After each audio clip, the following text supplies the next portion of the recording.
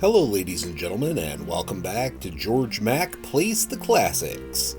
Conquer everyone in your path as the one and only warrior of Rome. You step into the shoes of Julius Caesar as you awake on the island of Crete. On the horizon, pirate warships. Get your men up and ready to fight, because you need to push back the invaders so you can relive history in an attempt to reach Egypt and into the awaiting arms of Cleopatra. You're thrust onto a map with staggered columns of squares. There are blue units and red units. The blue units are yours, while the red units are the enemy. You begin with 5 troops to go up against 10 enemies. In order to win the battle, you must sink all the enemy ships. In order to do this, you need to get your units to them. Not all units are created the same. Units 1 through 4 are your powerful fighters. Units 5 through 7 are weaker fighters, but can hold their own. Units 8 through 10 are your engineers. They are terrible fighters, but they destroy the ships and set traps quickly. In the first level, there is a losing condition, and it is the loss of all of your temples.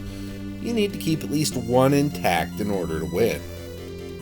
There isn't much you can really do with your units, other than order them to different squares and set their retreat threshold.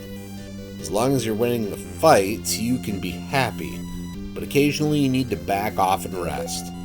What you'll notice is that winning battles doesn't remove enemy units from the map. They continuously reappear and get in your way. I found this to be incredibly annoying. After about 45 minutes, I finally chipped away at all the ships and beat the first level. I didn't feel triumphant or anything, but was then thrust into the second level. Now I was in control of 10 ship units. This seemed to be an escort mission where I needed to get a yellow-sailed ship to the other side of the map. However, I wasn't able to control this ship. It moved in an incredibly stupid manner, and I got so frustrated and angry at the respawning ships that I called it quits. I don't think I missed much.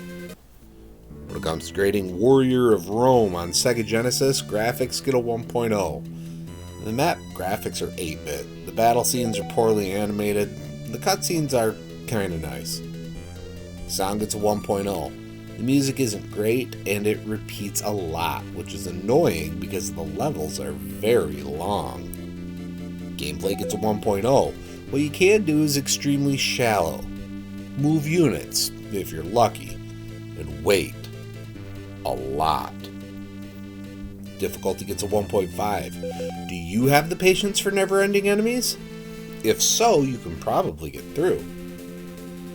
Fun factor gets a 0.5. I started to enjoy myself, but then it was quickly stripped from me when it was impossible to defeat enemy units. Overall, Warrior of Rome earns a 1.0 and gets a D. This is a huge disappointment for real-time strategy lovers. Skip this one for your own sake. Well, that's going to do it for me for today. Please make sure to like this video. Let me know what you think of Warrior of Rome in the comments. And please subscribe to Head Drop Productions here on YouTube, because we want you here for each and every video we release. Because it is your destiny.